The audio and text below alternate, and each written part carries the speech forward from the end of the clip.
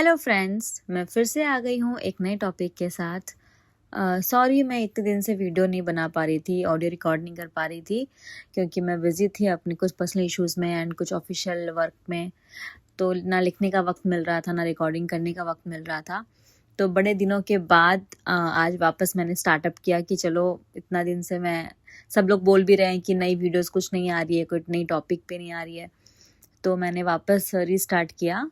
तो एक नई टॉपिक है, आई होप आप सभी को अच्छा लगेगा ये टॉपिक। बहुत दिल से लिखा है। You are alive and feel blessed yourself every second, stop blaming to others. आप जिंदा हैं और दूसरों को ब्लेम करना बंद कीजिए, क्योंकि आपकी दुनिया आपके ही अंदर है और आप बाहर ढूंढ रहे हैं। जितना वक्त हम बर्बाद करते हैं हर बेफिजूल की चीज़ों में, फाइटिंग में, आर्गुमेंट्स में, एक दूसरे को हर्ट करने में, सेल्फिशनेस को मेंटेन करने के लिए, ईगो को मेंटेन करने के लिए, दूसरों को नीचा दिखाने के लिए, जो ज़िंदगी आपको मिली है उसके लिए थैंकफुल क्यों नहीं करते आप? आपको हर दिन एक नया दिन मिलता है और आपके हाथ में आपका फ्यूचर है। नो मैटर कौन गरीब है, कौन अमीर है, कौन मिडिल क्लास है, but for divine power everyone is rich and good person। हर इंसान के अंदर 50% अच्छाई है और 50% बुराई है। तो आपका काम है 50% अच्छाई को अपने अंदर इन करना, 50% बुराई को बाहर ही छोड़ देना। No one is perfect, I am also not। मैं अभी नहीं हूँ 100% परफेक्ट, लेकिन मैं हर दिन कोशिश करती हूँ कि मैं जितना हो सके खुद को बेस्ट बनाऊँ, खुद के लिए। भले किसी के लिए ना बना पाऊँ बट खुद के लिए तो बनाऊँ। मे भी कुछ लोग हैप्पी होंगे, कुछ नहीं होंगे, बट खुद को खुश रखना और अपने करियर पे फोकस करना उतना ही इम्पॉर्टेंट है। When you will success, everyone will be connect with you automatically because your hard work talk everything every day। AI से हम टेक्नोलॉजी को कहाँ से कहाँ लेके जा सकते हैं, आपको आइडिया भी नहीं है। यूनिटी के साथ काम करें एक दूसरे के लिए, तो सक्सेस का रास्ता थोड़ा इजी हो जाएगा ना। टॉपिक्स लाती हूँ मैं आपके सामने हेडलाइन के साथ। पहला हेडलाइन, अपनी वैल्यू को समझो। सबसे पहले अपने आप को याद दिलाओ कि तुम्हारी अहमियत सिर्फ दूसरों के बिहेवियर से नहीं बनती। अगर कोई तुम्हें अप्रिशिएट नहीं करता, इसका मतलब ये नहीं है कि तुम उस एप्रिशिएशन के लायक नहीं हो। टॉपिक नंबर 2, डिस्टेंस ले लो, इमोशनली एंड फिजिकली। अगर आपको लग रहा है कि सामने वाला बंदा आपको लाइटली ले रहा है, तो थोड़ा डिस्टेंस लेना ज़रूरी हो सकता है। कम बात करना, कम एफर्ट देना, लोग अक्सर तब समझते हैं जब आप दूर होते हैं। टॉपिक नंबर 3, खुद से सवाल पूछो। सवाल नंबर पहला, क्या मैं इस रिलेशनशिप में, दोस्ती में, फैमिली में या रोमांस लाइफ में खुश हूँ? क्या ये कनेक्शन मुझे ग्रो करने दे रहा है? क्या मैं सिर्फ इसलिए रूखा हूँ क्योंकि पुरानी यादें या अटैचमेंट है?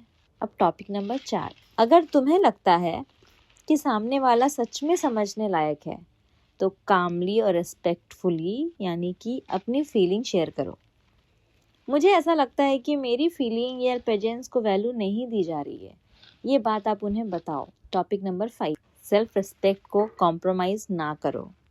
जहाँ इज्जत नहीं मिलती वहाँ खुद को थोड़ा और इज्जत दे दो, मज़ा आ जाएगा लाइफ का। टॉपिक नंबर 6, फोकस शिफ्ट करो। उन लोगों पे एनर्जी लगाओ जो तुम्हें समझते हैं, अप्रिशिएट करते हैं। खुद पे काम करो, हॉबीज़, आपके गोल्स, करियर, ग्रोथ।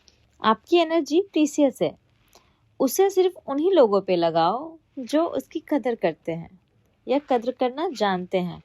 अगर चाहो तो आप अपनी सिचुएशंस शेयर कर सकते हो मेरे साथ, मैं बिना जजमेंट के सुनूंगी और जो बन पड़े अच्छा सजेशन देने की कोशिश करूंगी। ये सिचुएशन इमोशनल तौर पर बहुत तकलीफ दे सकती है और आपका दुख बिल्कुल वैलिड है। जब आप किसी पर भरोसा करके अपना दर्द शेयर करते हैं, तो आप ये उम्मीद करते हैं कि सामने वाला आपकी बात समझे, सुने और सपोर्ट करे, ना कि आपके दर्द को नॉर्मल कह के डिसमिस करे या अपने एक्सपीरियंस से कंपेयर कर दे। अगर कोई ताना मारे तो क्या करना चाहिए? रिएक्ट करने की जरूरत नहीं होती, हर ताने का जवाब देना जरूरी नहीं होता। कभी कभी रिएक्शन ना देना ही सबसे बड़ा जवाब होता है। अपनी वैल्यू समझो। जो लोग आपका मजाक उड़ाते हैं या ताने मारते हैं, वो अक्सर अपनी फ्रस्ट्रेशन निकाल रहे होते हैं आपके ऊपर। उनका बिहेवियर आपकी वैल्यू डिफाइन नहीं करता। अगर कोई भी बात आपको चुभती हो तो आप उन्हें बेझिझक बोलिए, खुद को खोलना सीखिए। इग्नोर करना भी एक स्किल है। हर बैटल लड़ने के लायक नहीं होता। कभी कभी किसी बैटल को इग्नोर करने में ही भलाई होती है। आप खुश रहते हैं। अगर कोई आपकी तकलीफ को समझने के बजाय उसे नॉर्मल कह के कंपेयर करे तो क्या करना चाहिए? हर इंसान का पेन और सहन शक्ति अलग होता है। किसी और का दर्द आपके दर्द को छोटा नहीं बना देता। जो लोग आपकी सुनते हैं बिना जज किए, वही असली सपोर्टर है आपके। दर्द के वक्त ऐसे लोग जरूरी होते हैं। अगर सामने वाला नहीं समझ रहा, इसका मतलब ये नहीं है कि आप गलत हो। आपकी तकलीफ रियल है। अपने आप को इमोशनली प्रोटेक्ट करो। ऐसे लोगों से लिमिटेड शेयरिंग करो जो समझने के बजाय लेक्चर देते हैं।